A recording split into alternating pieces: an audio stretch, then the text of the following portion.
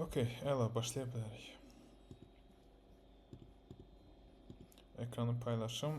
Bu gün artıq çox şeydə slayd falan olmayacaq nəzərinizdə. Yəni bu gün biraz kod yazaq, çünki birinci dərsdə olduqca çox danışıram. İndi deməli keçən dəfəki notebook açın zəhmət olmasa qaldığımız yerdən davam edək. Səhv etmirəmsə batch normalization bitirmişdik, layer normalization qalmışdı. Gəlin elə buradan davam edək. Okay, kodu başladın, ondan sonra buradan devam edək. Batch normalization barədə danışmışdım, o paper'da vermişdim ki, oxuyarsınız özünüz üçün. İndi də gəlin layer normalization'dan biraz keçək. Bilmirəm, layer normalization barədə danışmışdım, yoxsa yox hələ. Məncə biraz danışmış ola bilərəm kimsədə.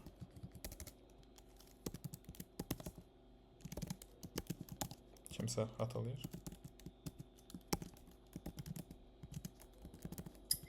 Mənim yadıma gəlmədi. Layer normalization. Tamam, okey. Mən kodda biraz yazdıq, saxladıq. Okey, tamam. Sonra gəlin yazaq, sonra danışım. Onsuz batch normalization başa düşmüşsə bunu başa verəcəksə, eyni şeydir, sadəcə istiqaməti fərqlidir. Dimension. Okay. Deməli, bu kodu yazı zəhmət olmazsa, ondan sonra da qaldığımız yerdən davam edək. İzaha.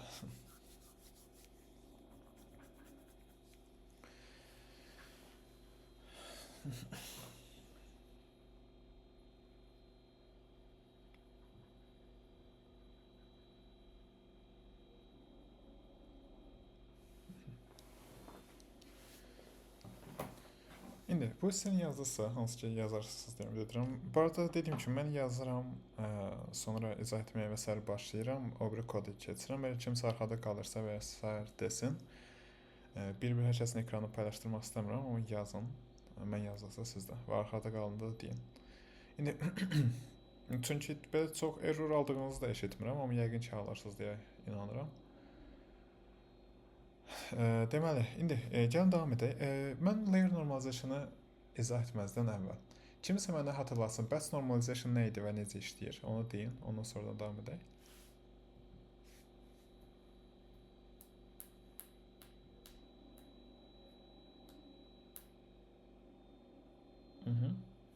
Deməli, əvvəllər problem vardı, input covariate vardı.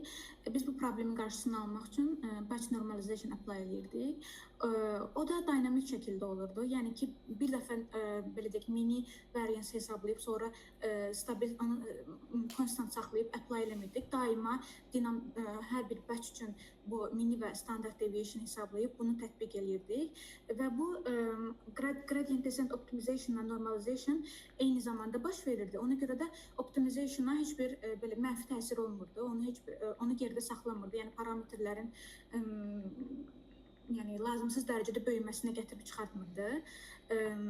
Bunun da bir çox xeyri vardı. Məsəl üçün, əgər batch normalization tətbiq ediriksə, onda biz learning rate-imizi də böyük götürə biləcəyik. Onda çox diverge eləməyəcək və yaxud da ki, bu bizə imkan verə bilər ki, dropout normalization-dan da çox istifadə eləməyək, tətbiq eləməyək.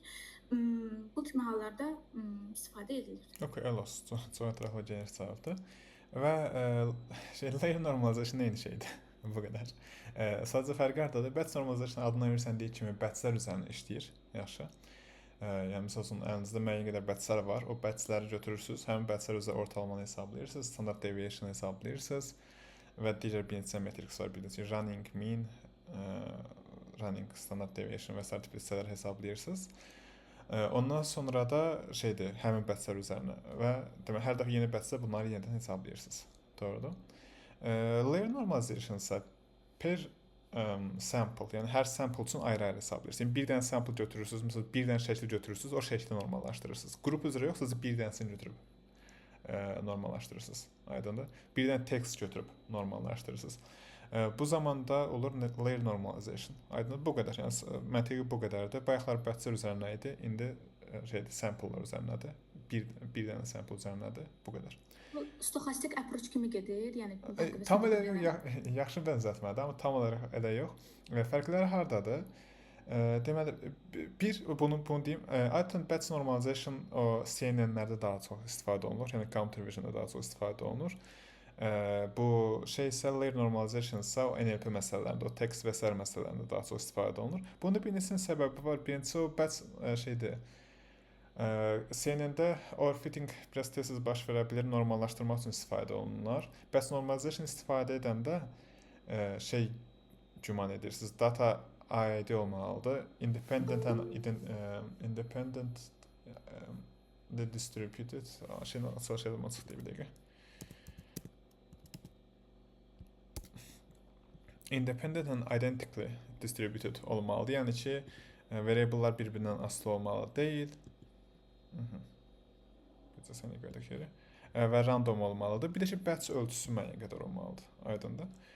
Və bu şeydir. Məsəl üçün bəzən olacaq ki, hətta indi gələcəkdə görəcəyik birlikdə daha böyük modellər düzəltməyə başlayanda bəzən də şey olacaq. Əlinizdə batch olmayacaq. Hansı mənada batch olmayacaq. Bir neçə batch düzəldə biləcək qədər, çünki datanın özü ağırdır. Aydındır. Böyük bir batch düzəldə bilməyəcəksiniz. Və bu zaman yenə batch normalization istifadə olunmur. Amma digər hallarda isə, məsələn, text datasıdırsa, əgər datalar arasında asılılıq varsa, hansı ki, aytan text datasında asılılıq olur. Ondan sonra batch ölçüsü balacadısa və s. hallarda da layer normalization istifadə olunur. Aydın. Əsas fərqi də buradadır. Kimsə sual var buna ilə bağlı? Okay, əla, düşünürəm ki, yoxdur. İndi istifadəsi olursa sadədir. Burada sadəcə data yaratdıq özümüz üçün, doğrudan. Burada layer normalization, bu deyişi şəkildir, doğrudan. 32 dənə batch, 2 və 32-ni bura qeyd eləmədik. 3 dənə deyişə rəng channel var. Demişdim, nə hatırlayırsınız, şəkillər red, green, blue rəng kanallarından ibarətdir, adətən. Hamısı yox, amma yenə də.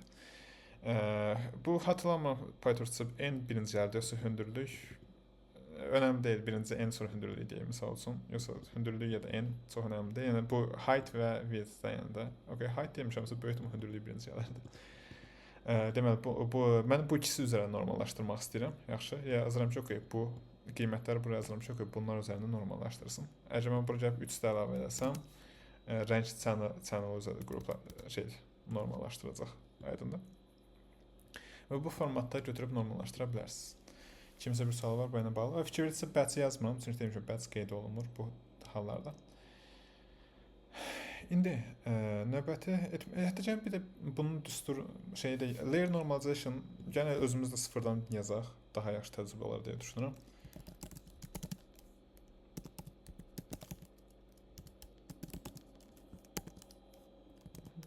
Dimension, okay.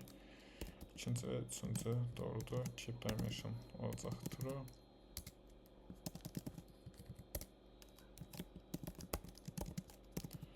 Input stat var. Bu da eyni şey olacaq. Unbiased versiyası olsun. Square root variance və epsilon, okay. Və result.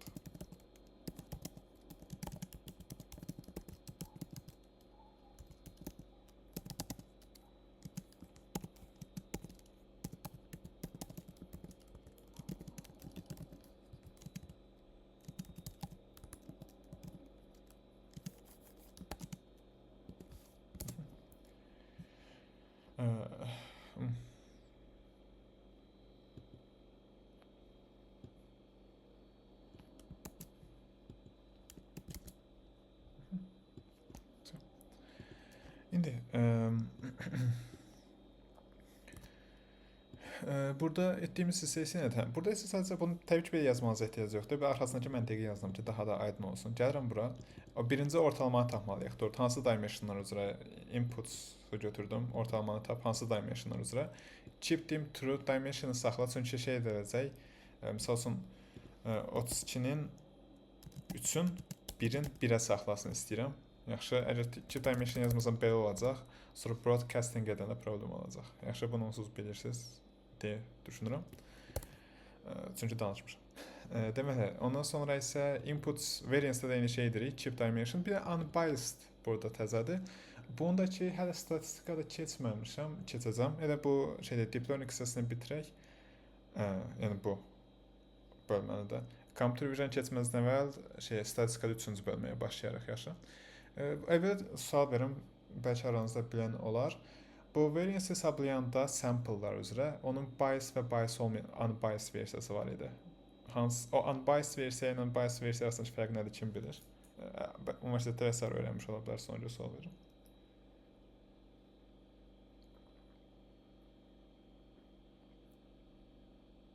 Okay, variance'ın düsturu neydi, onu deyin. Bunu demişəm ama.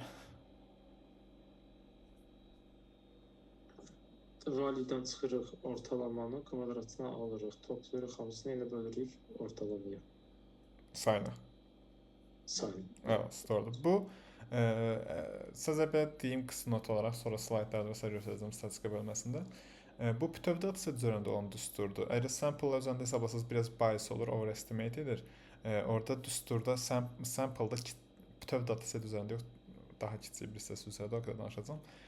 Unbiased versiyasında bölünsün sayına yox, bölünsün sayı çıxılsın 1 formatında olur. Bu not olaraq deyirəm, sonra danışacağım, istəyirəm ki, indi müəyyən qədər məlumatınız olsun. Gördüyünüz kimi, statistika və sair bilmək önəmli, belə şeylər başa düşməkdə kömək olur.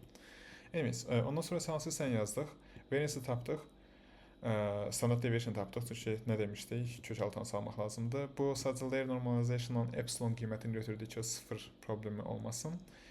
Ondan sonra da deyim ki, əgər paper və sair oxumusunuzsa da şeyin düsturunu yazdıq, doğrudur. Bu normallaşdırma düsturudur, bu haqqda danışmışıq onsuz da. Və bu da ki, şeydir, scale, doğrudur, nə qədər böyük olsun, böyütsün, bazarsın. Bu da ki, şey, sola və sağa aparsın. İndi bunu tam olaraq bilmirəm adını nə deyirdi, amma yenə bu formatda olur. İndi ondan sonra da baxırıq ki, okay, alclose, torch.alclose'dan istifadə edirəm. İndi bunu istifadə etməmişik, deyərəm nədir? Baxıram ki, okay, yuxarıda tapdığımız resultla burada tapdığımız result eynidir. Bəli, eynidir. Bu formatda da bizi cavabı qaytardı. Yaxşı. Əsər tapılırsa true seçsə qaytarmırdı. Onun üçün aşağıda da belə şey elədim. False olsaydı şey qaytarardı, bildiriş qaytarardı. Torch.alclose'dan istifadə etməmişik. Bundan payda da var. Torch'da da var. Qısaca məntiqi nədir? Bu yoxla gör bu iki rəqəm bir-birinə yaxındırmı? Yəni çox yaxın rəqəmlər. Tam olaraq bilmirəm neçənci vahiddən sonra. Məsəl üçün deyək ki, 0,001'lik bir fərq varmı? Aydın bu tipdə bir şey. Tam olaraq düsturuna baxmamışam. Yəqin ki, dəyişdirmək də olur onu. Amma bu formatda ikisinin bir-birinə yaxın olub olmadığını yoxlayır. Sual verə bilərsiniz ki, əgər eyni düsturdan istifadə etdiksə, eyni rəqəm qaytarmalı deyilmi? Nə üçün? Bərabər yox, eyni. Şeydir, yaxın. Çünki yadda demişdim, o kompüterin hesablama ilə bağlı, kompüterin o çox balaca rəqəmləri hesablama ilə bağlı. Eyni şeydən keçmiş olsa belə, o son çox balaca rəqəmlərdə belə kompüter hesablamaqda belə kiçik bir fərq yarada bilər. Yəni tam olaraq eyni deyil, amma kifayət qədər yaxındır. Yəni demək olar ki, eyni rəqəmdir. Hələ, bu formatda yazdıq buradakı hissəni. Deməli, sual varmı bura qədər?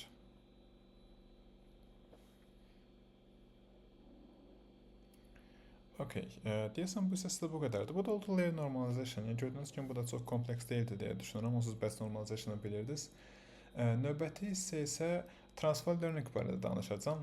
Ümid edirəm bu haqda da məndə bir dənə slayd olmalıdır. İndi bu günlük hələ ki belə birbaşa sözlə danışım. Bilmirəm, gələcəkdə də slayd məncə olmalıdır. Orada təzədən ətraflı danışam. Yəni başa düşün bunu. Bu transfer learning dəhşət önəmli bir hissədir və hazırda şey sahəsində işləyirsinizsə, machine learning sahəsində işləyirsinizsə, həmişə o transfer learningdən gündəlik istifadə edəcəksiniz. İndi bu gün yazacağım biraz fərqli olacaq. Tam olaraq belə olmur işdə. Amma indi yazacağım hissə, aşağıda yazacağımız hissə, işdə belə olmursa başa düşməyiniz üçün məntiqini yazacağam. Yaşam. Okay. Pre-trained layers, transfer learning with PyTorch. İndi bu haqqda danışacağım, görün bu necə etmək olar deyə. Birinci transfer learning and deep learning. Görün tapa bilirəm burada.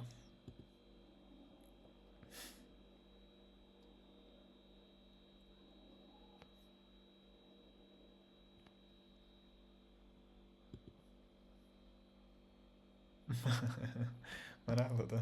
Okay. Deməli, indi gəlin bu hissəsi haqqında danışım. Ondan sonra davam edək. Mən bu deep learning haqqında onsuz artıq məncə yaxşı başa düşməyə başlamışsınız. Düzdür, heç computer vision başlamamışıq, başlayacaq, heç NLP ilə başlamamışıq. Onlar haqqında danışacağam. Onlara daha dərin başa düşməyə başlayacaqsınız.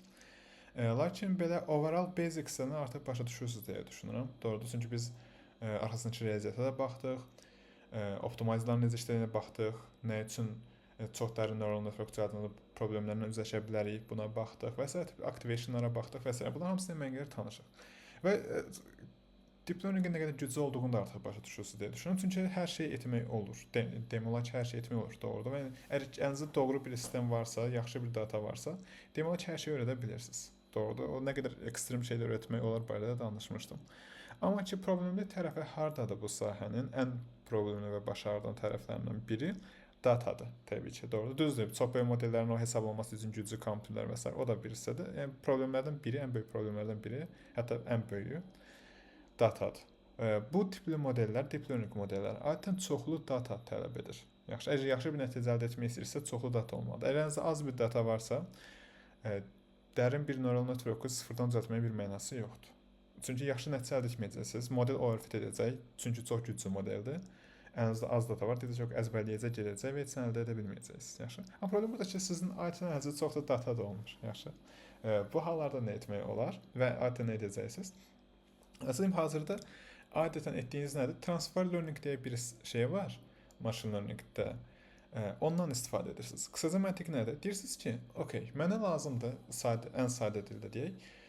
Mənə lazım bir model o pişikləri tanısın deyə. Yaxşı.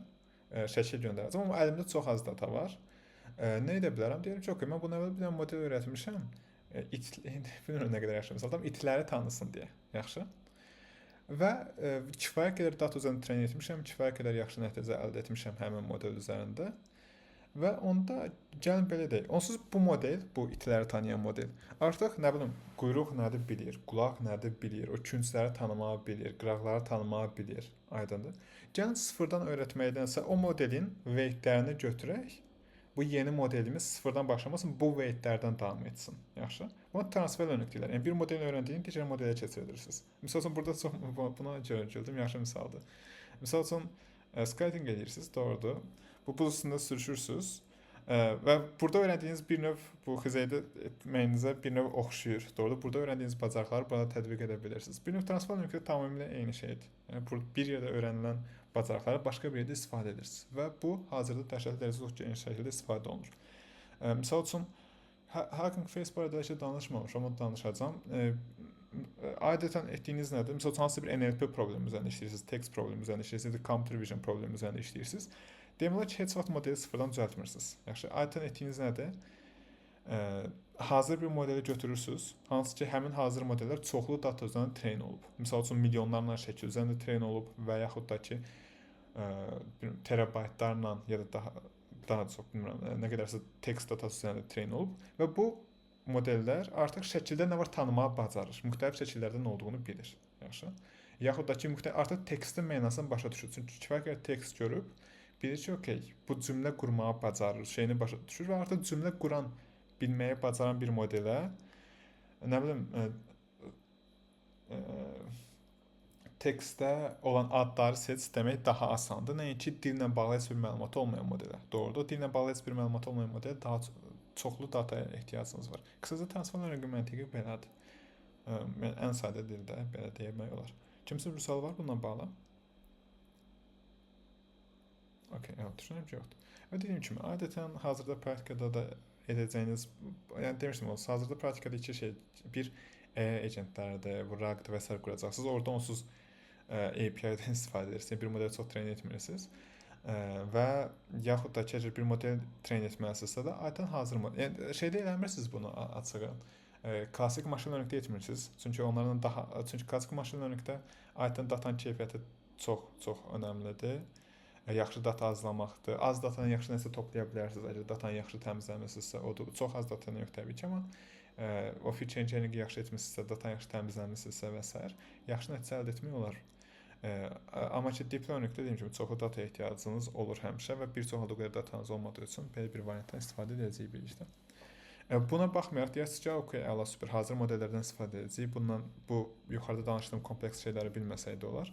Yox, belə deyil. Çünki yenə də həmin modelləri götürüb bilməlisiniz, dəyişiklik edəcəksiniz, həmin modelləri treyn edəcəksiniz. Bəlkə həmin modellərin sonuna öz layer'larınızı əlavə edəcəksiniz və s. tipli hissələr var. Yəni onun üçün bunlarla tanış olmaq önəmlidir və başa düşmək dəhşətli dərəcədə önəmlidir. İndi gəlin kod yazmağa başlayaq. Əvvəlcə data lazımdır mənə. Bu datanı hazır kodu var datanın. Gəlin onu göndərim sizə. Okay, bu Paltaya dataset üzərində işləyəcək. Bunu sıfırdan yazmamıza ehtiyac yoxdur. Bunun kodunu atıram.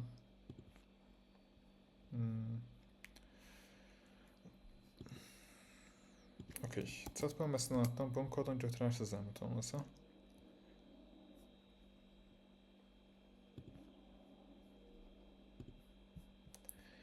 Və bizim burada edəcəyimiz hissə nədir? Bu arada indidən deyim, burada edəcəyim, indi nəsə edəcəm və səhv edəcəm.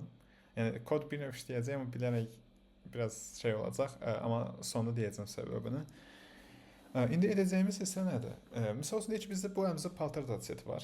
Doğrudur. Mən nə etməyə çalışacağam? O transfer login məntiqini, deyim ki, normalda belə olmur əslində. Yəni bu indi yazacağımız variantda olmayacaq. Transfer login məntiqini yoxlamağa çalışacağam. Gəlin belə deyək. 10 dənə paltar var, doğrudur. Gəlin bu ayıraq, 8 dənəsini ayrı bir yerə ayıraq, 2 dənəsini ayrı bir yerə ayıraq. Bu 8 dənə o klass üzərindədir. İndi bilmirəm, köynəkdir, şalvardır, hansılardır, hatırlamıram. Bu 8 dənə paltar üzərində modeli treyn edəcəm, yaxşı. Ondan sonra isə başqa bir model düzəldəcəm. Həmin modelə bu birinci modelin weightlərini göndərəcəm. Aydındır, yəni öyrəndiyi şeyləri göndərəcəm. Və az miqdarda o 2 dənə klassı göndərəcəm. Ancaq o 2 dənə klass, bilmirəm, pullover və t-shirt'ü deyəsən, əmin deyiləm.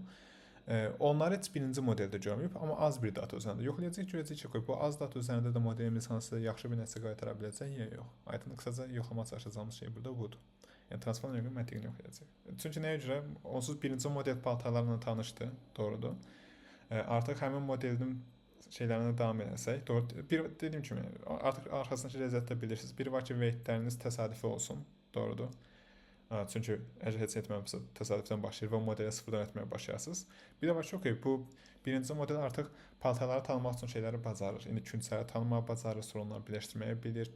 Nə bilim, köynəyin qolunu tanımağı bacarır və sair tipli şeyləri öyrənib, doğrudur. Artıq bu modelə başqa paltarlar öyrətmək çox daha asan olmalıdır. İndi gəlin şeydək pip install edək, torch matrix. Okay.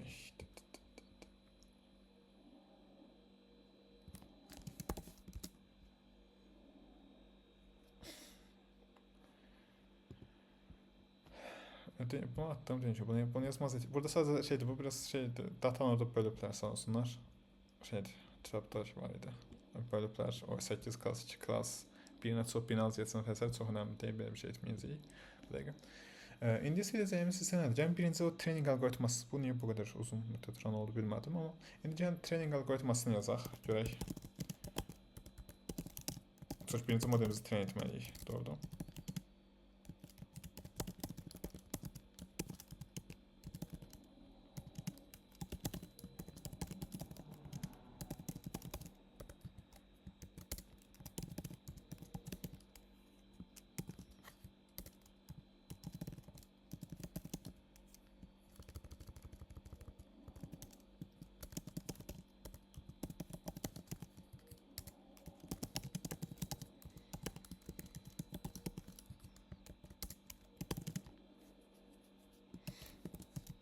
Artıq bunu yazmışıq, bunu dəfələrlə.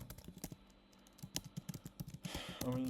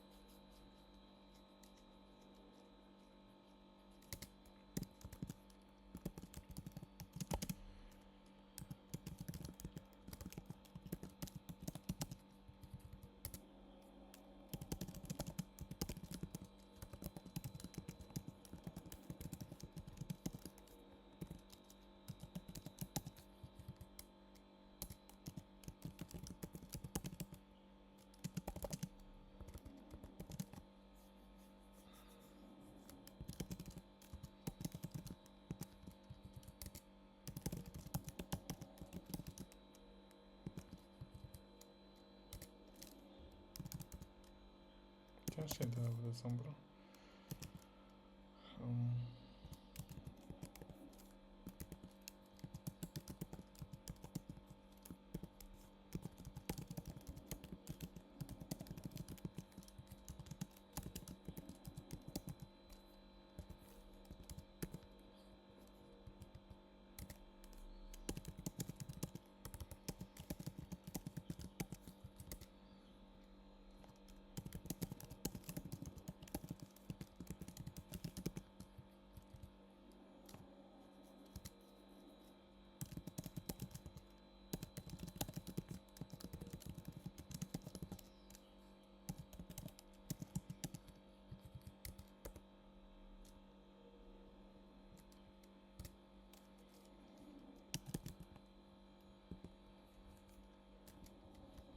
Total loss.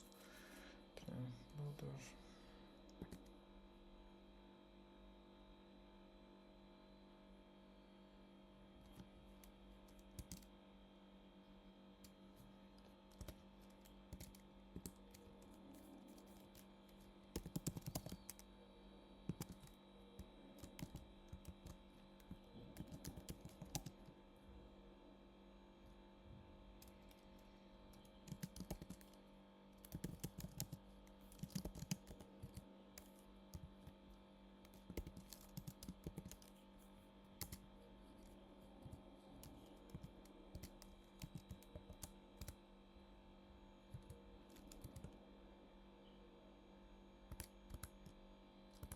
Neydi bu?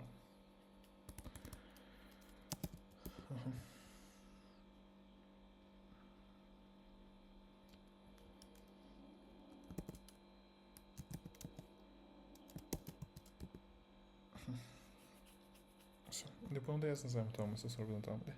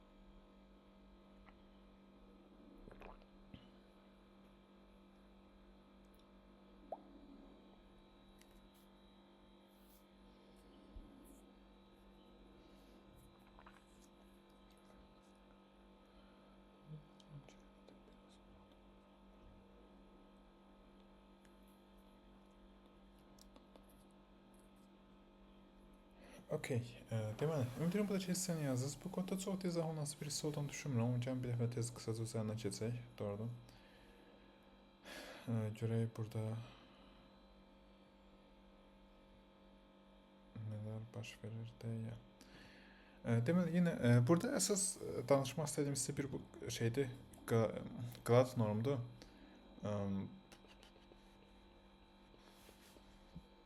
Bir saniyə. Okey. Burada bir gradient, bu ne deyirdik? Adı çıxdı. Gradient cutting, gradient normalization, gradient Clipping. clipping, yes.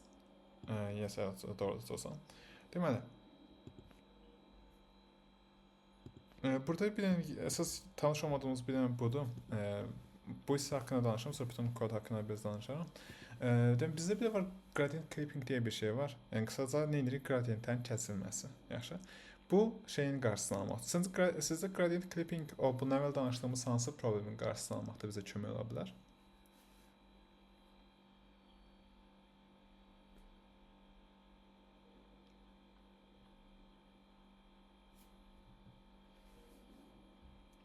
Heç bir ideya yoxdur. Gradientləri çox böyüməyə qoymur, belə deyək. Exploding. Evet, exploding gradient probleminin qarşısını almaqda kömək ola bilər bizə. Doğrudur. İndi isə bizdə adətən deep neural network üzərində iki problemin tez-tez qarşılaşa bilirdik. Doğrudur. Exploding Envanşın qradientlər gradient tərəfindən deyildi. Bu Exploding Envanşın qradient problemi ilə qarşılaşa bilirdik. Və bəzi hallarda bizdə hansı ki data hissəsinin qarşılaşdığımız buydu, qradientlər çox balacalaşa bilirdi. Bunun səbəbini demişdik, pis initialization, pis activation və s. tipli hissələr. Bəzi hallarda hansı ki daha az hallarda baş verir, gradient çox böyüyə bilirdi. Doğrudur, gradient explosion, o gradientlər dəhşət çox böyüyə bilirdi. Bu hallarda isə yenə bu arada bundan əvvəl dediklərimiz yenə o yaxşı initialization etməkdir, batch normalization və s. bu məsələyə də kömək edir. O şey deyil. Lakin bəzi layer'lar var, hansı ki onlara çox tanış deyilik. Məsələn, RNN layer'lardır, bu RNN-in növləridir və s. Onda indi o vaxtda daha ətraflı danışacağım NLP bölməsində. Sadəcə onlarda input çıxır, sonra özünə qayıdır, çıxır, özünə qayıdır, çıxır, sonra özünə qayıdır və s. Orada biraz daha problemli ola bilir və qradientlər çox tez şəkildə böyüyə bilir. Buna görə də siz şey qoya bilirsiniz ki, okay, gradient bu verilən dəyərdən böyük olmasın deyə. Yaxşı. Buna gradient clipping deyirlər. Deyirsiniz ki, okay, kəsirsiniz. Deyirsiniz ki, gradient bundan çox böyüməsin. Biz gəlirik bura. O da nn utilities clip grad norm göndərisiz dəyərləri və deyirsiniz ki, okay, gradient bundan böyük olmayacaq deyə. Bu qədər. Və bu formatda istifadə edə bilirsiniz gradient clipping-ə. İndi bu istifadə olunur bəzi kömək ola bilər. Xüsusilə görsəniz ki, qradientləriniz çox dəhşət böyüyür. İstifadə edə biləcəyiniz bir şeydir. Bug da ola bilər. Burada diqqətli olun. Bəlkə nəsə səhv eləmiş ola bilərsiniz. Mən daha çox tövsiyə edirəm birinci baxın kodu başa düşün, görün qradientləriniz nəyə görə çox böyüyür. Ondan sonra da əgər hansı bir kodda məntiqi səhv varsa onu düzəldin, yaxud da ki o deyilsə də bunu əlavə edə bilərsiniz. İndi burada nə edəcəyik? Gəlin bir dəfə də training loop'un üzərindən keçək. Doğrudur, bu history düzəltdik ki, save edək atomları. Deməli, epoxlar boyunca gedəcəyik. Total loss, matrix reset, training versiyasını gətiririk. Çünki artıq layer'larla tanışıq. Doğrudur, çünki misal üçün bilirik ki, batch normalization fərqli cür işləyir. Dropout danışmışam, amma hələ ki yazmamışıq. Fərqli cür işləyir trainingdə və evaluation'da. Doğrudur, onun üçün bunu qeyd etmək önəmlidir. Başladırıq, batchlər formatdan ötürürük datanı, device-ı göndəririk, input-u da, output-u da, modelə göndəririk ki, bizə təxminə qaytarsın. Loss function-ımıza qeyd edirik ki, bizim üçün loss hesablasın, ümumi loss-un üzərinə gəlsin, backward edəsin, qradientləri, o əlavə, hansı bir qradient, bunu update etməzdən əvvəl bunu çağırmaq lazımdır. Doğrudur, çünki arxaya doğru getsin hesablasın, və hansısa biri birdən böyüdürsə kəssin.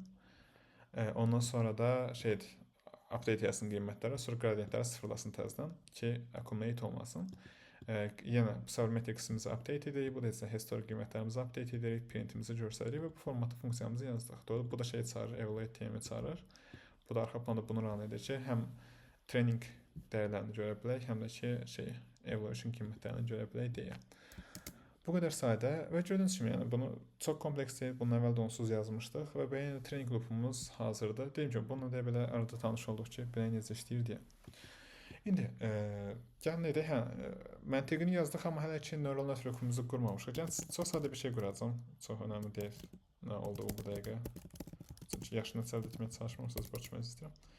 Və çox kompleks olmanı istəmirəm. Model bərabərdir, n.sequential. Şəkil üzərində işləyirik və linear layer'lar üzərində işləyirik deyə flatten birinci. Sonra düz layer'ımız. 28'in 1'ə 1 yazmasaq da olar. 100.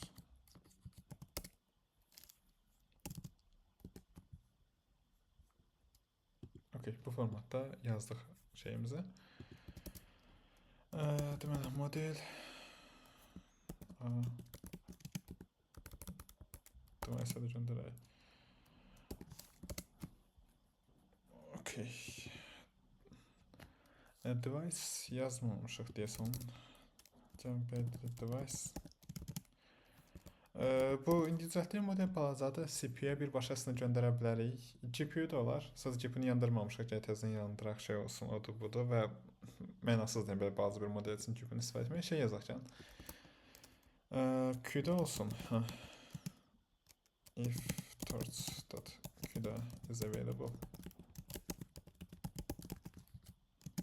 CPU. İndi burada CPU-nu run edəcək, amma daha şeydir.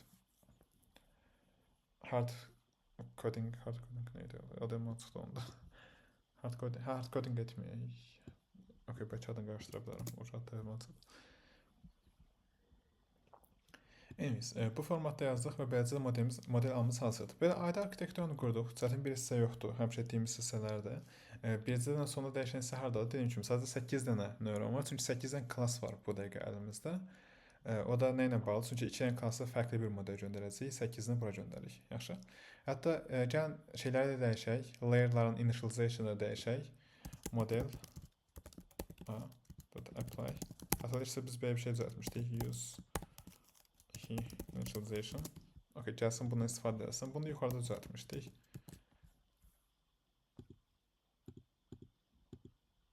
Okay, belə bir funksiya düzəltmişdik. Doğrudur. Götür hansılar ki linear layer'da initiate timing uniform model weight, yəni götür şeydə modelin bu linear layer'ın weight'ini bu initialization'a başlat. Hansı ki Rail'dan istifadə etdiyimiz üçün Kyming-dən istifadə edirik.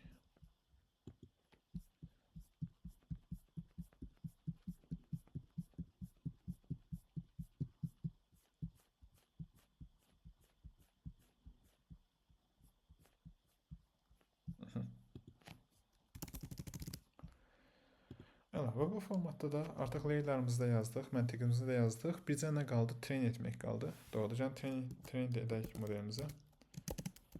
Və artıq bu birinci model hazır olacaq buna bizə.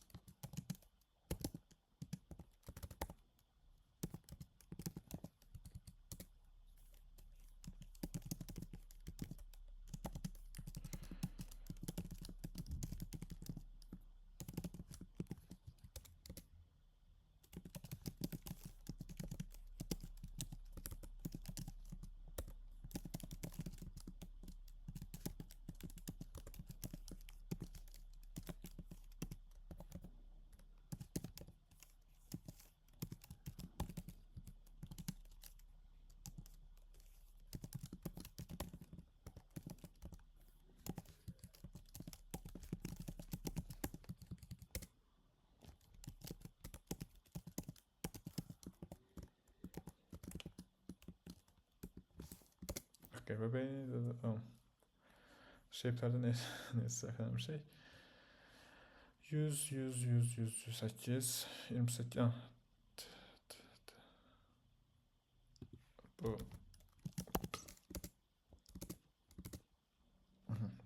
təbii ki 28 vericisində 28 verir, 28 vurulsun 28 yazmaydım o. Deməli,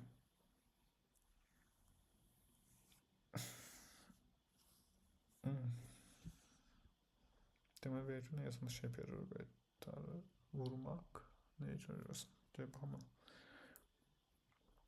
Okay, bu şeydə yazın, initiate edək trainingimizə.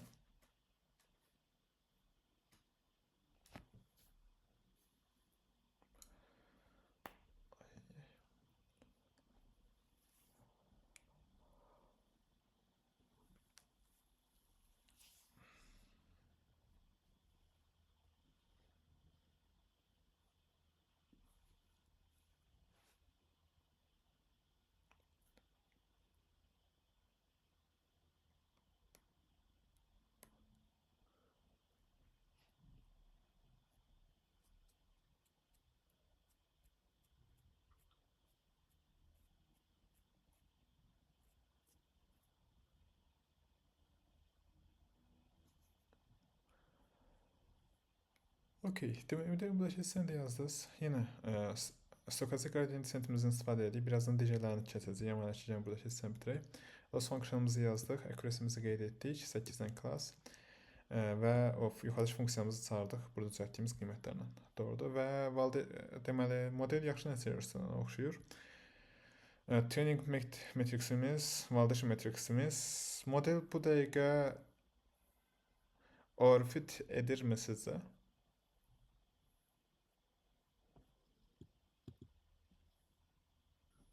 Ola bilsin bir damcı. Demək etmirdi, evet doğru. Yəni bir aralarında 1% falan var, ancaq okey normaldır yəni. Deməli, indi isə yəni performansı yaxşı oxşuyur. Əslində 8 dənə klass var, doğrudur.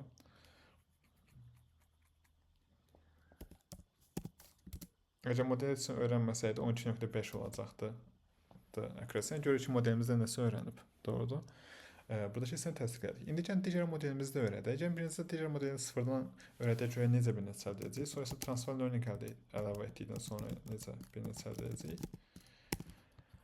Burada şeydir, özüm random seed bu səfər fərqli rəqəmlə. Burada yəni mən 42 yazıram çünki 42 bəyənirəm, amma şeydir. Özüm bu səfər bilərək fərqli rəqəmlə başladıram çünki istəyirəm ki, bu A modeli ilə B modelinin başlanğıc parametrləri də fərqli olsun. Aydındır? Bunu da şey etmək istədim sadəcə. Çünki əks təqdirdə təqribə eyni olacaq. Onu da istəmirəm heç.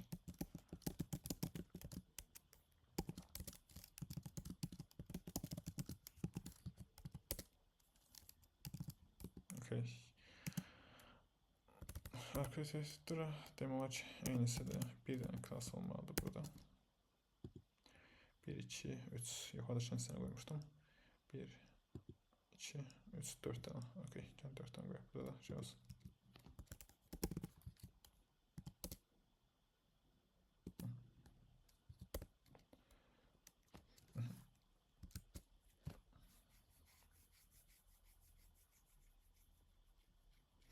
Buradakı model B-ni də yazın zəhmət olmasa. Model B-yə də apply edək o şeyi.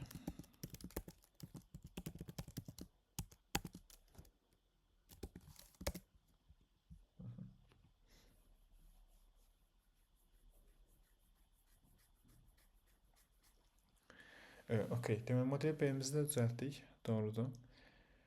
Yenə burada relo activation'lar istifadə edirik, initialization'ı işlətdik. Sonda şey istifadə etmirik, sigmoiddən istifadə etmirik, softmax'dan istifadə etmirik, çünki loss function öz içərisində var demişdik, doğrudur. İndi gəlin burada da yenə training loop üçün lazım olan məlumatları qeyd edək və bunu da öyrətməyə başlaya bilərik. Eyni optimizerdən istifadə edəcəm, eyni şey. Bir dənə nə dəyişəcək? Burada binary cross entropy'dən istifadə edirəm və torch matrix-də task olaraq binary. Yuxarıda multiclass idi, burada binary olaraq burada keçsəndə qeyd edirəm. Və все. Okay, bu modeli train olsun. Fikir verirsə, modelimiz onsuz da kifayət qədər bu modeldə, yuxarıdakı modeldə kifayət qədər sürətli train olur. Çünki arxitektura sayədə datada da dəhşət çox deyil, kifayət qədər sürətli bir nəticə qaytarır bizə. İndi elə, burada şey sənədə yazın zəhmət olmasa, sonra buradan davam edək.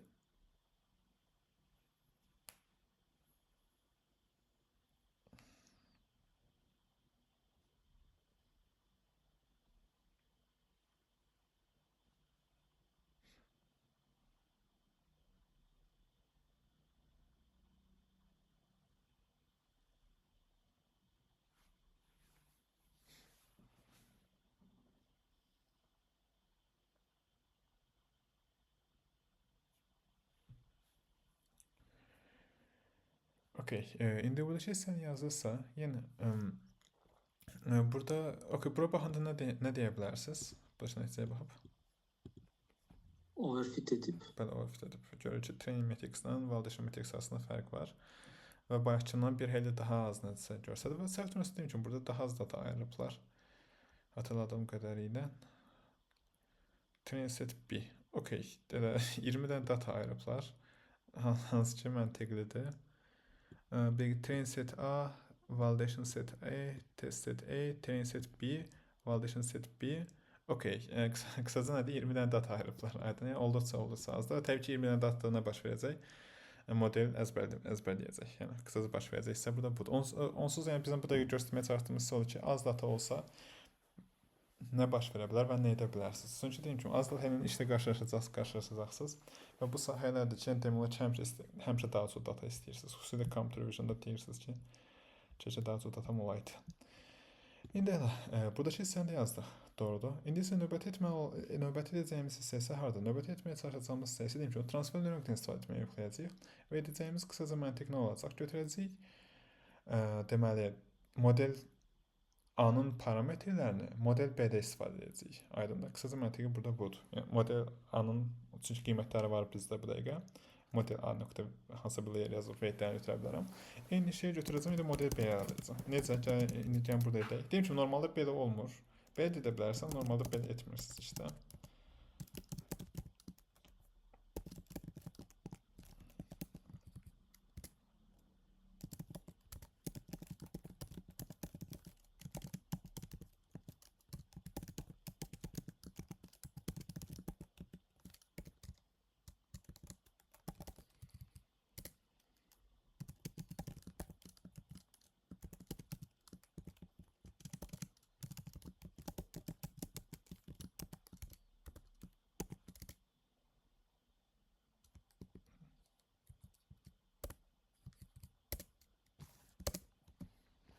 İndi bunu da yazın. Sonra bakıda danışım. Ondan sonra burada biraz texnik hissələr var. Bunun haqqında danışmalıyım. Sonra da kodumuzu yazmağa davam edərik.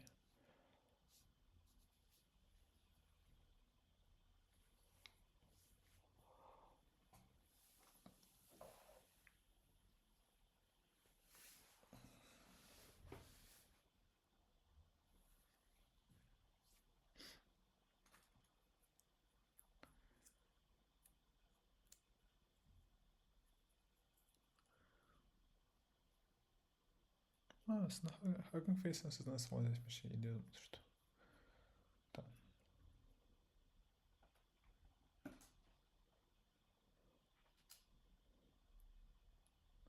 Okey. Deməli, indi burada şey sənə yazdırsa. Mənim söz etdiyim nədir? Buradan gəlib model A-nı kopyalayıram. Doğrudur. Copy, dip copy. Dip copy isə şeydir. Bir var adi kopya var. Kopyasını yaradır amma eyni obyektə referans edir. Model A-da, model B-də eyni layer'lara refer edəcək. Şeydir, referans olaraq olacaq. Dip copy isə tamamilə kopyasını yaradır amma fərqli yaddaşda. Aydın, hansı ki, haqqında danışmışıq hələ Python bölməsində. Fərqli yaddaşda yaradır, yəni birini dəyişdirmək digərini təsir etməyəcək. Hansı ki, bizə bu lazımdır. Mən istəmirəm ki, model B-ni öyrədəndə model A-nın da parametrləri dəyişmiş olsun. Copy, dip copy gəlirəm ən axırıncı layer'da. Bu nə deməkdir? Model A bu mənə hər şey qaytaracaq ən axırıncı layer'dan başqa. Doğrudur, gəlirəm bura. Ən axırıncı linear layer yoxdur görürsünüzsə. İndi izah edəcəm nə ilə bağlı belə bir şey etdim. Neural network sequential bu unpack eləsin. Çünki bu listdir. Bir növ doğrudur. Gəlsin buradan hamısı unpack eləsin. Bütün layer'ları yazsın. Linear sadəcə sonunda da öz layer'imizi əlavə etdik və beləcə hazır oldu. İndi mənə lazım bu da şeysi haqqında biraz danışmaq. Bir də ki, yenə bu transfer learning məntiqi haqqında biraz danışaq. Ondan sonra davam edə bilərik. Gəl bax şey silməzməz.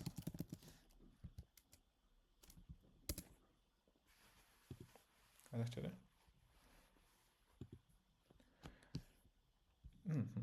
Elə bu başlayın bir şey misalda burada var.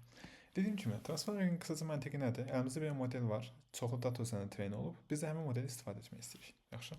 Lakin istifadə etməyə qaydalar var. Yəni istənilən modeli götürüb istənilən yerdə istifadə edə bilmərsiniz. Məsəl üçün deyək ki, bir model text üzərində treyn olub, biri şəkillər üzərində, təbii ki, birini digərini əvəzinə istifadə edə bilmərsiniz. Məntiqsizdir. Və eyni data növü belə olsa, ad nədir? Bənzər sferalar olmalıdır. Yaxşı. Məsəl üçün deyək ki, şəkillər üzərində bir dənəsi tip datası üzərində treyn olub. Doğrudur. Hətta tərsinəsini deyil, lap pisdir. Bir dənəsi deyək ki, nə bilim, maşın şəkillərini falan tanımaq öyrənib.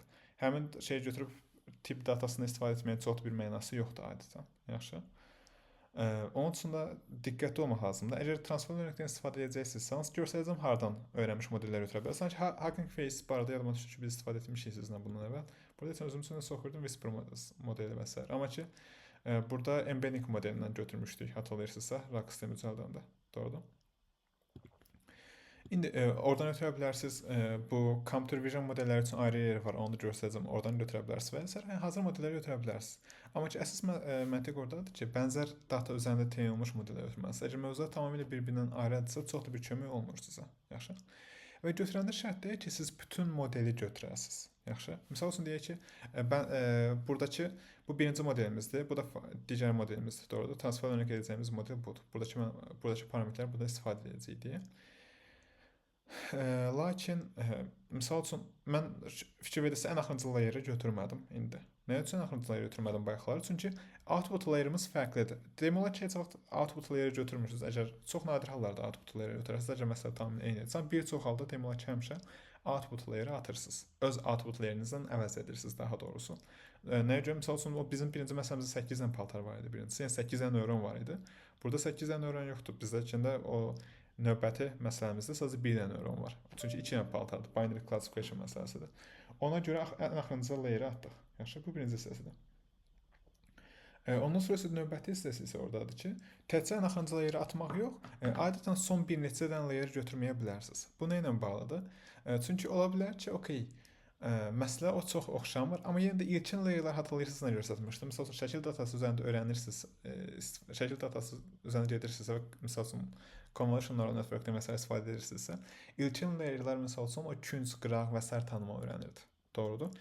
Sonraki layerlər daha spesifik hissələr öyrənir. Məsəl üçün, üz tanımağa qoymusunuz. İlkin layerlər şey eləmiş ola bilər, küncləri və sair tanıyır, ən sonraki layerlər üzlərə tanıyır. Doğrudur. Siz şey edə bilərsiniz ki, okey, mən də bilmirəm, nisbətən bənzər, amma fərqli bir məsələ üzərində işləyirəm. İlk bir neçə layeri götürərəm. Yəni hamısını götürməm. İlk bir neçə layeri götürərəm. Çünki model artıq künc və qıraqları tanımağı öyrənir.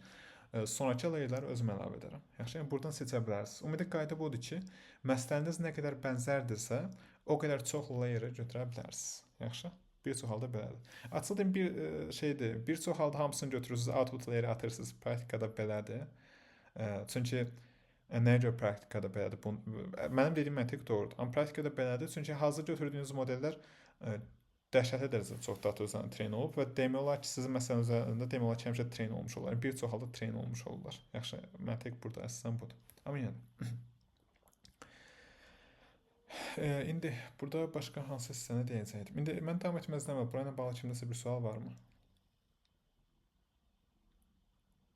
Okey, deyəsən yoxdur. Evet. Yəni qısaca ona görə də gəldik biz də buradakı hissəyə o bayaqki dediyimi nəzərə alaraq ən axırıncı layeri götürmədik. Yaxşı, ən axırıncı layerdən başqa digər bütün layerləri götürdük. Ondan sonra davam etdik. Amma indi başqa bir problemimiz var. Bu problem isə baxın yenə riyaziyyatı bildiyinizə görə daha asan olacaq buradakı problemi sizə başa düşmək. Deyək ki, mənim məsələmdə, indiki məsələmdə ən axır bir dənə output götürmədim. Doğrudan onu özümkindən əvəz elədim. Mən bura gəlsəm və bu output layerini öz output layerini əvəz eləsəm, hansı ki bu output layeri heç nə öyrənməyib. Doğrudur. Yəni ki, əvvəlcə çox böyük səhv edəcək. Əvvəlcə çox böyük səhv edəcəyi üçün gradient necə olacaq? Böyük yoxsa balaca?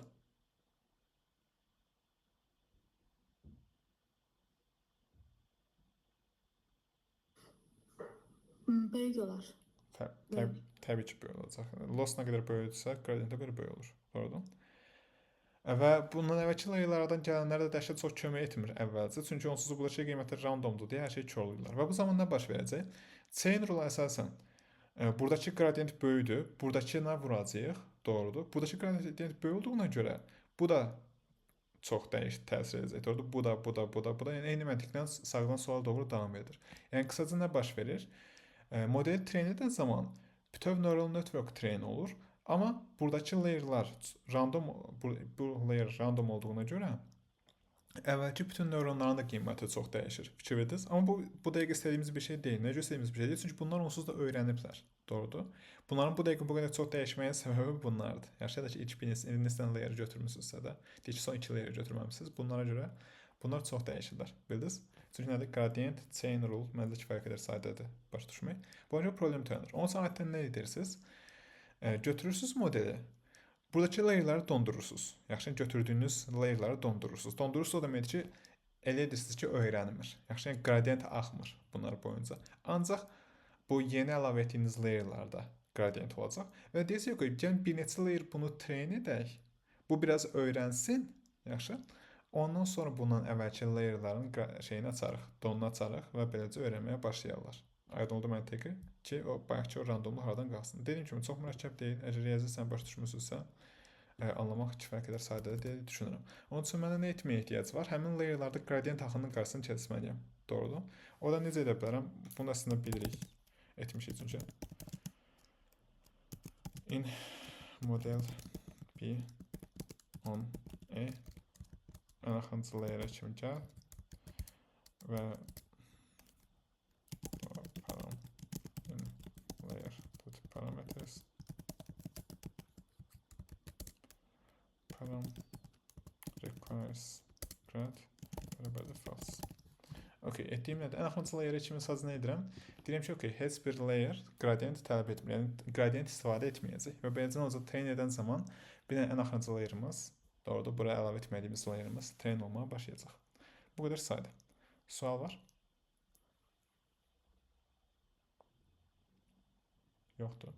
Okay. Açıq inanmıram hamınızın birbaşa başa düşdüyünə, amma deməli, indi gəlin training mantiqimizi təzdən yazaq.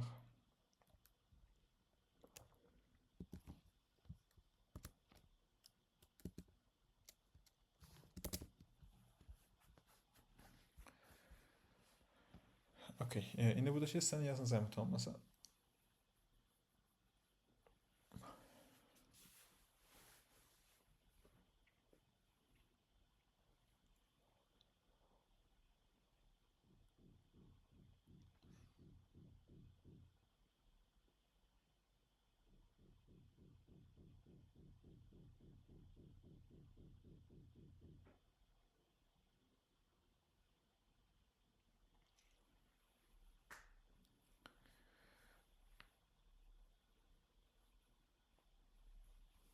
Okay, indi isə etdiyim sizə burada nə oldu? Gəldim burada şeysə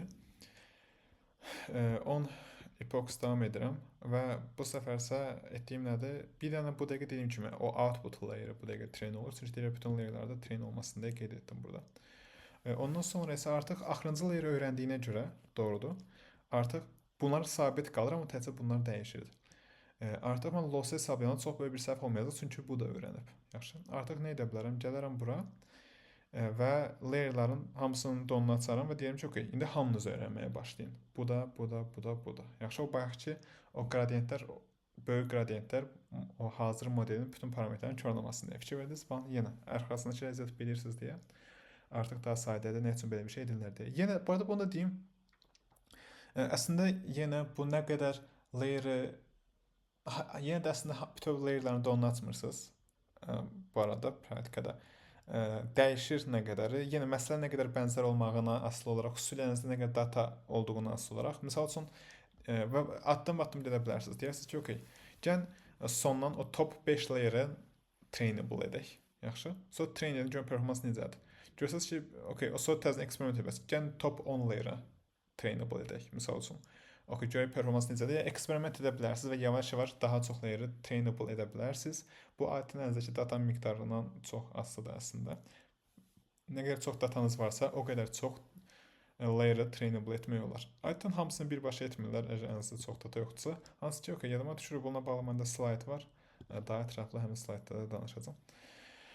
İndi gəlin trainable edək təzən layer'ları.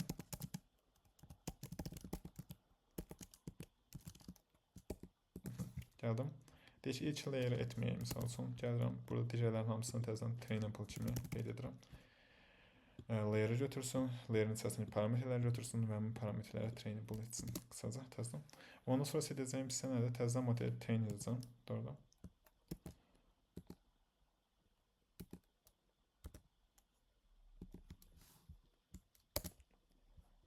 Okay, indi buradakı hissəni də yazım. Görək necə bir nəticə əldə etdirmiş olduq.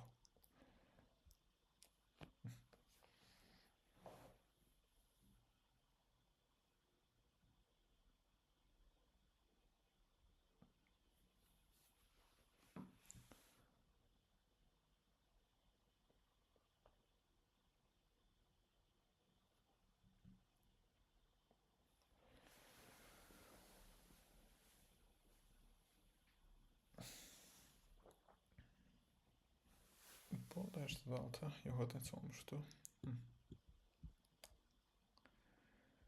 75, tamam, süper. Okay, indi buradakı sən yazırsa, deməli, burada görəcəyiniz hissə nədir? Fikir verirsə performansı 75%-dən, bu arada hələ 20 datadır. Yəni 20 datanı artırmadıq. Sadəcə 20 dənə datadan performansı 75%-dən 86% kimi qaldıra bildik. Hələ də overfit-edir. Onu etmək normaldır bu qədər data üzərində bu arada. Amma ki 11% performans qalxmış oldu. Yaxşı, bu qədər sayda. Deyim kimi, transformer dəhşətli effektivdir və dəhşətli dərəcədə çox istifadə edəcəksiniz. Amma bunu da deyim, burada etdiyim şey səhvdir. Yəni bu 11% yalandır əslində. Bu yazdığım kod kitabdan idi və orada da şey qeyd etmişdi ki, bu ümumiyyətlə belə bir şey var. Torturing data until it confesses. Dataya əzab vermək o qəbullanana kimi mi deyirlər, nə kimi? Yəni belə qısaca nədir? Bu bütün variantları yoxlayıb müxtəlif random seedlər, müxtəlif datanın bölünməyi, müxtəlif qruplar və s. görüb ki, okay, hansı yaxşı nəticə qaytarıb onu qeyd edib. Amma yalançı yaxşı nəticə də sırf bu kombinasiya bir şey belə dəyişdirsəz performans aşağı düşəcək. Yaxşı, qısaca məntiqi burada budur. Deyəsiz ki, yox, nə üçün performans aşağı düşür? Bu əslində şeylə bağlıdır. Linear layer'lar, bu dense layer'lar yəni əslində görünür ki, çox da ideal deyil şeylərdə. Nədir? Transform learningdə çox da ideal deyil. Yaxşı. Xüsusilə şəkil datası üzərində çox bərbaddılar. CNN-lər, hansı şəkil datası üzərində CNN-lər olduqca yaxşıdır, tanış olacağıq. Amma ki, belə adi linear layer'lər çox da yaxşı nəticə qaytarmır. Çünki onlar lokalı öyrənirlər. Əgər düzəltdiyiniz arxitektura ancaq şeydən ibarətdirsə, belə deyim, ancaq linear layer'lərdən ibarətdirsə, əgər başqa bir layer yoxdursa, aydın linear layer'dan yaxşı bir nəticə əldə etməyəcəksiniz transform learning vasitəsilə. Çünki lokal öyrənirlər. Lokal öyrənmə barədə daha ətraflı danışacağam, amma o mənəyə gəlir ki, misal üçün linear layers local learning. Gəlsin, gələ bilərsən. Okay, bu istədiyim şey tapılmayacaq məncə. Nədir misal üçün? Deyək ki, bu linear layer'dan belə maşını tanımağı öyrəndi, doğrudur? Ya da bu maşını deyək, çox yaxşı dedi. Okay, deyək ki, dördbucağı tanımağı öyrəndi. Yaxşı, hansı adi bir dördbucaq? Dördbucaq ekranın burasındadır, bu şəklin aidiyyəti yoxdur. Deyək ki, ekran burası dördbucağı var, tanımağı öyrəndi. Siz şəkli götürüb buradan ötürüb bu tərəfə qoysaz, sağ tərəfə, həmin linear layer'lər onu tanımayacaq. O da riyaziyyatı ilə bağlı bir şeydir. O qədər daha ətraflı danışaram conversionların networkda. Amma ki, belə çox, əgər təkcə linear layer'dən ibarətdirsə, çox da yaxşı bir şey deyil. Bəs biz bunu nə üçün yazdıq? Bir, arxasında nə baş verir transform learningi bilmək üçün, bir də nə qədər effektiv olduğunu bilmək üçün. Əslində çox effektivdir. Computer vision'da çoxdan istifadə olunur və olduqca yaxşı nəticələr əldə edə bilirsiniz. NLP-də səhv etmirəmsə 2017-2018-ci illərdən istifadə olunmağa başlayıb, nisbətən təzədir. Amma ki, o da yəni çox yaxşı nəticələr əldə edə bilirsiniz və gündəlik praktikanızda istifadə edəcəksiniz. Aytan demişəm, kodu belə yazılmır. Bu sadəcə arxasındakı məntiqi başa düşməyiniz üçün idi ki, nələr baş verir deyə. Oldu bir hissəsi. Bir də başqa qeyd etmək istədiyim sizə hardadır, onu da deyim və bunu yavaş-yavaş bitirə bilərik. Bir də ki, learning rate adətən balaca yazırsınız bu tipli hallarda, çünki yenə bu hazır weight-ləri çoxlamaq istəmirsiniz. Və okey, bu qədər. Deməli, daha ətraflı təzən danışacağım, çünki slaydda olmalıdır bu haqda nəsə. Orada təzən bura çatanda danışarım, amma belə kifayət edər deyə düşünürəm. Kimsə sual var bu ilə bağlı?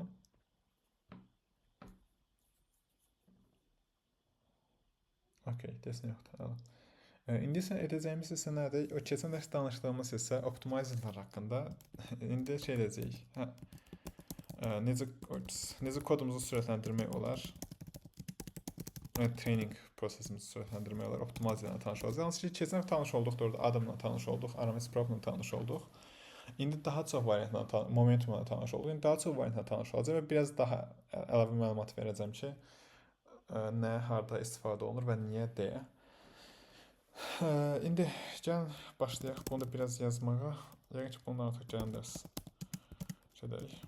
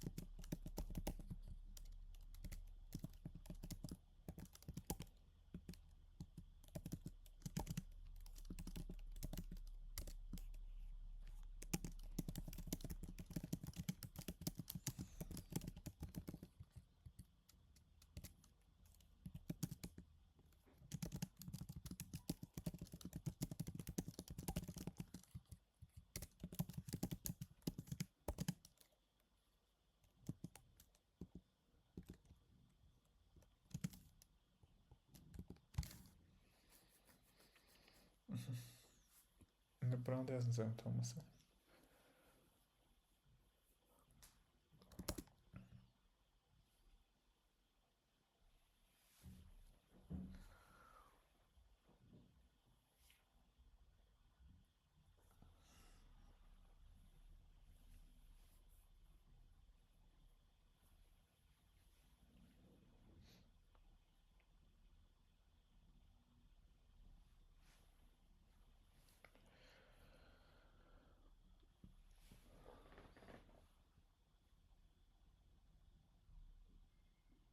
Okay. Siz bunu yazın. Ben özüm üçün bir şeye baxıram sadəcə.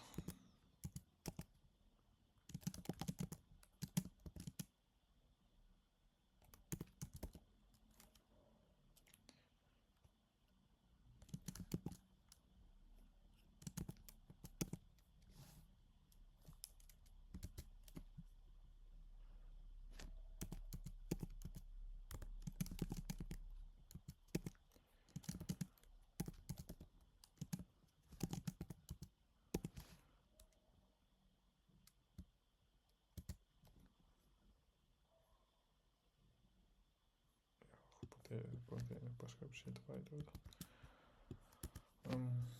Neyse. Ha, betanın yox, o deyildi. Okay, C loop'una yazım ki bu daha aydın olsun. Ha, loop, okay, tamam. Deməli, indi əgər bu da şey sən yazırsa, burada yenə çox önəmli bir şey yoxdur. Bir dənə funksiya düzəltdik ki, bizim üçün modelimizi düzəltsin. Doğru. Bir dənə də optimizer şeydə bu test yoxlamaq üçün və s. ki, bir dənə funksiya düzəltdik ki, test optimizer datamızı götürsün, train setimizi data olaraq keçirsin, batch sayısımızı yazsın, train datasını qarışdırsın, digərlərinə ehtiyac yoxdur. Loss functionımız, accuracy, train funksiyamız yuxarıda düzəltmişdik və evaluation funksiyamızı bu formatda düzəltmişdik. Doğrudur. İndi gəlin modelimizi birbaşa düzəldək. Build model, history, okay, test optimizer.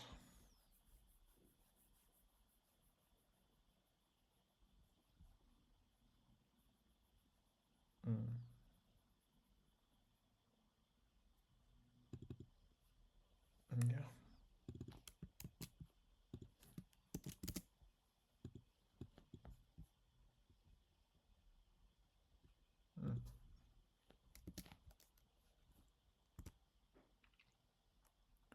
Return yazmalıyım sadece. Sintaksiz qəribə sanır. Okay. Okay.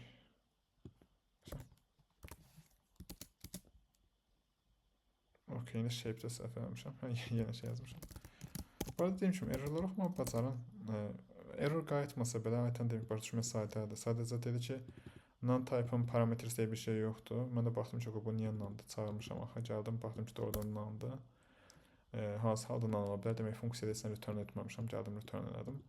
Əgər errorları başa düşürsünüzsə, kodu başa düşürsünüzsə, düzəltmək aytan olsa saydadır.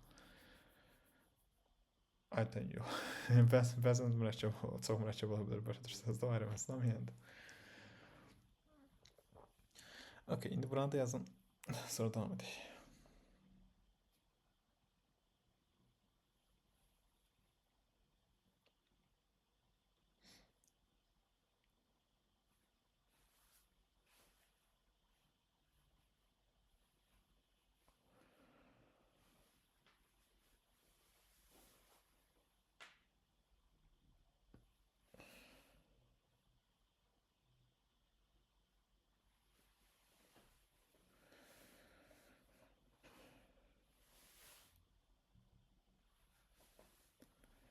Okay, bu formatda düzəltdik. Doğrudur. Bu hələ ki xüsusi bir optimizerimiz yoxdur. Stochastic gradient descentdən istifadə edib və bu formatı biz nəticəni qaytardı. Doğrudur. Amma keçən müxtəlif optimizerlər barədə danışmışdıq. Məsələn, ən birincisi və sadə tez istifadə edəcəyiniz momentum var idi. Doğrudur. Şimdi gəl momentumdan istifadə edək görə necə alınacaq deyə. Build model. Bunu yuxarıdan funksiya formatına düzəltdik ki, hər dəfə şey etməyək. Optimizer artıq dəyişəcəyik. Deməli, optim. Okay, güzel. Şimdi bunu yazın.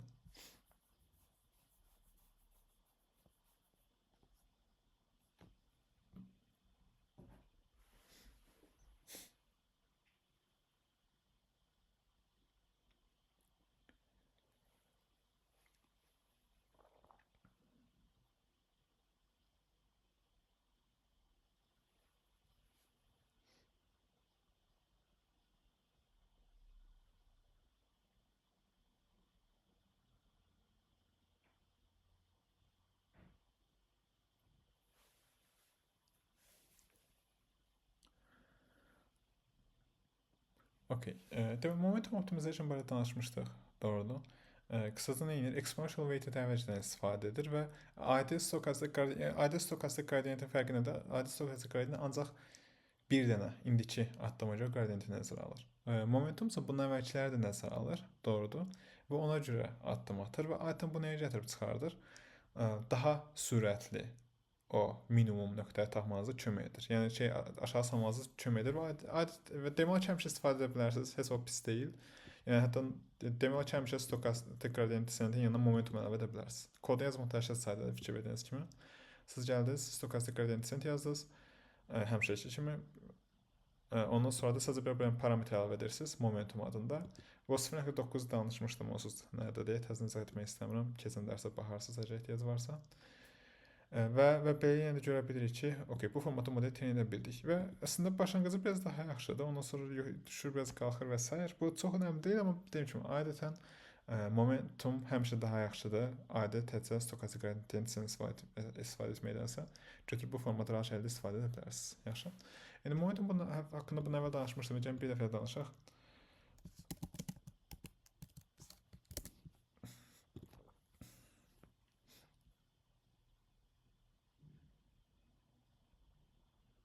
Düsturunsuz bilirsiniz. Doğrudur. Burada mı bundan əvvəl maraqlı videolar varmış kimi hiss edirəm amma. Yəni şəkildir amma tərkib edən şəkillər idi. Amma çoxdan da baxmıram. Buydu mu?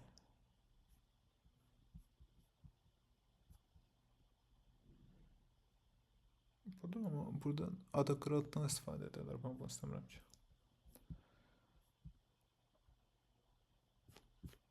Okey, yəni bu da ola bilər. Okey, bu maraqlı şəkildə. Gəlin biriniz buradan başlayaq, sonra aşağı keçərik. Deməli, dediyim kimi, bu mənim istifadə etdiyim slaytdan səhv tanımırsan. Bir o oscillation qarşısını alır. Doğru, yuxarı, aşağı, yuxarı, aşağı, yuxarı, aşağı nə edir? Ad nədir?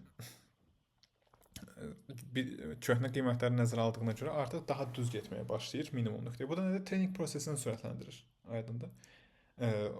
Bu formatda sizin daha sürətli edə bilərsiniz və olduqca effektivdir. Onsuz mən təqini izah etmişdim. Kifayət qədər sayda olduğunu düşünürəm. Bir bu. Bundan əlavə, əsas ən gözə çarpan hissəsi budur. Bundan əlavə də bəzi hallarda o minimuma düşməyinizə, o qlobal minimuma düşməyinizə kömək edə bilər və s. Məsələn, deyək ki, əlinizdə belə bir hissə var. Bu halda nə olacaq? Bu indiki törəmə sağdır, momentum da sağdır, doğrudur. Bu formatda gedir. Məsələn, bura düz nöqtədir, doğrudur. Amma momentum olduğuna görə yenə də sağa gedir. Məsələn, normalda burada ilişə bilərdi, biraz aşağı hissədə, doğrudur. Amma bundan əvvəlki momentumları da nəzərə aldığına görə yuxarı çıxır. Hətta bundan sonra da aşağı düşə bilər. Yəni bu tipli hissələrdən çıxmanıza da kömək ola bilər. Çünki bundan əvvəlki addımların hamısını nəzərə alırsınız. Deməli, yenə də bu 100% deyə burada qeyd olunub qlobal minimuma çatma. Amma yenə də bəzi hallarda, xüsusilə o düz ərazilərdə aydındır, sizə kömək ola bilir. Bir budur, bir də sürətləndirir. Əgər momentum həmişə eyni istiqamətdədirsə, aydındır, o getdikcə artırır. Aydın fikir verin ki, mən son 4-5 dəfədə eyni istiqamətə gedirəm. O istiqaməti atdığı addımın ölçüsündə çoxaldır. Yaxşı, indi bunu riyazi olaraq gəlin dəst göstərərəm. Amma bu formatda götürüb həm daha sürətlidir, həm bu şeyin qarşısını alır yuxarı aşağı etməyə, həm də ki bu lokal minimumdan və s. Hansı demişəm, çox lokal minimum olmur, amma düz nöqtədə məsələ çıxma şansınızı da artırır. Fikiriniz olduqca effektivdir və sadəcə bu qədər sadə bir düstur vasitəsilə olduqca yaxşı nəticələr əldə edə bilirik. Bu oldu momentum. Kod olaraq da əlavə etmək heç əziyyətli deyil, gördüyünüz kimi. Bu oldu momentum. İndi Nesterov variantı var. Bax da gələn dərsdən açarım, amma bu günlük bu qədər kifayətli deyə düşünürəm. Kimsə bir sual var bugünkü dərsdən bağlı?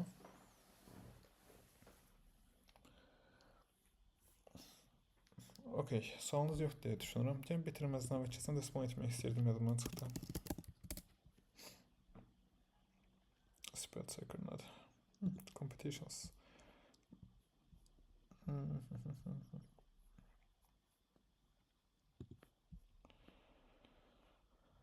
Orbit Wars. Okey, bu competitionlar hamısı şey tələb edir. Yaxşı deep learning biliyi bundan əvvəl çox şey tələb edir, amma protein, function prediction. Bu arada yenə bunu bilmirəm, hatırlayırsınız, burada ödənişli şeylər var. Ad nədir? Yoxlaya bilərsiniz, düz çətin olacaqsınız, çünki yəni olduqca birincisi bu əmələ başlı işdir, yəni 6 ay hələ müddəti qalıb. Plus-dakı bu güclü komandalar iştirak edir bunda. Amma belə yenə də maraqlıdır. Deməli, datasets çoxdan da Kaggle daxil olmuram. Vaxtım olmur. Sign in edək.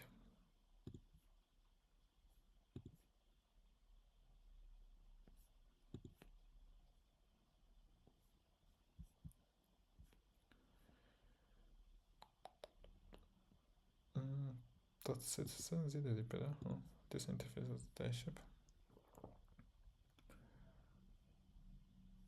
İstərsən alsız. Hearthstone cards nədir bilmirəm.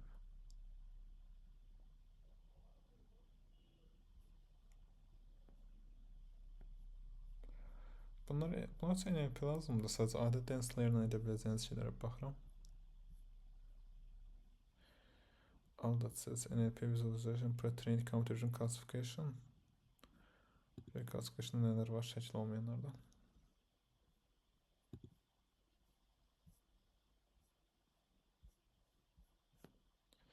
Okey. Dataset üzərində dəşə çox təmizləmək lazım deyil. Bir bunu təmizləyəcəksiniz. Bu dataset üzərində işləyən zəhmət olmasa. Okey, gəlin bütün sütunlara baxaq. Biraz fərqli əlavə sütunlar olsa yaxşı olardı. Salary APA. Bu nə ilə çalışırdı bilmirəm.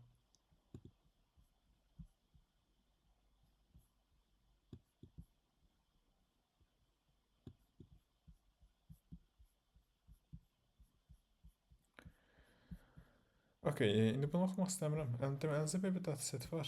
Bilmirəm, tələbələrin harada işləyəcəyini mi tapmalısınız, yoxsa maaşını mı tapmalısınız? Onda classification məsələsi olmur, maaşı olsa, problem oradadır. İndi burada description yazılıb, buna baxın, oxuyun. Əsas mənə çox da okey, bu maaşı tapmalısınız. Baxıram, bir də placed. Placed nədir? İş tapıb mı, tapmayıb mı deyəsən. Okey, indi yenə burada ons qeyd olunub. Bura gəlib baxarsınız özünüz üçün zəhmət olmasa. Mənə lazım etmək olduğunuz nədir? Dəhşət çox əldə etdiyiniz nəticə məndən hansısa dəhşət çox maraqlı deyil. Siz etməyinizi istədiyim nədir? Dərin bir neural network düzəldin. Yaxşı, misal üçün deyək ki, 20 dənə layerdən və s. ibarət olsun. Və dərsdə öyrəndiklərinizi tətbiq edin bu datasetdə. Misal üçün, yaxşı initializationlar tətbiq edin, yaxşı activationlar tətbiq edin. Dediyin ki, o vanishing ya da exploding gradient problemi baş verməsin. Batch normalization əlavə edə bilərsiniz. Optimizerlərlə tanış oluruq. Doğrudur. İndi optimizerlər gələn dərsə qalsın, çünki hər şey təcə momentumu yazılışını göstərdim. Gələn dərs o daha yaxşı optimizerlər yoxlayarsınız. Learning rate scheduling əlavə edərsiniz və s. Yəni bu dərsdə öyrəndiyimiz hər şeyi bu datasetin üzərində tətbiq edərsiniz. Yaxşı? Etməyinizi istədiyim budur. Kimsə bir sual var? Okey. Düşünürəm ki, yoxdur. Heç sonda sağ olun, özünüzə yaxşı baxın. Bu günlük bu qədər kifayətdir.